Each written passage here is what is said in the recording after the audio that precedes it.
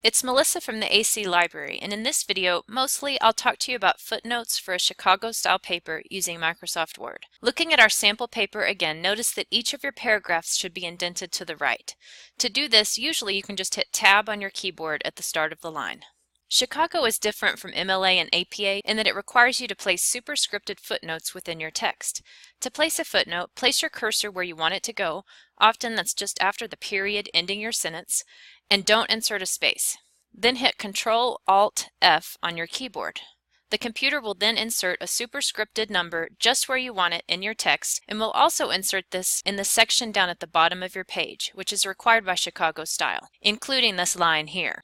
You'll need to fix the formatting of this section at the bottom of the page. First, it needs to be indented, and you can just put your cursor before the 1 and hit Tab on your keyboard. Next, highlight the number 1 and click on this button right here to deselect the option to superscript. Chicago style says that these numbers down here in the footnotes section at the bottom of the page should be the same size and style as the rest of your paper. I use Times New Roman 12, so I'll fix that by highlighting the 1 and changing the font style and size here. Insert a period after the 1 and then type in your footnote.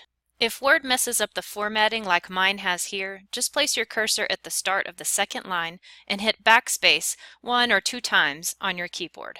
Now this is how it's supposed to look. Follow the same pattern of placing your cursor where you need to tell the reader which source you're using, hitting Ctrl-Alt-F on your keyboard, and then fixing the formatting of the footnote section. Make sure that this footnote section is single-spaced and that you place a blank line between the entries. I just hit Enter on my keyboard. If you forgot to cite something earlier in your document, Word will be smart enough to fix your numbers up here in your text and the list down here at the bottom.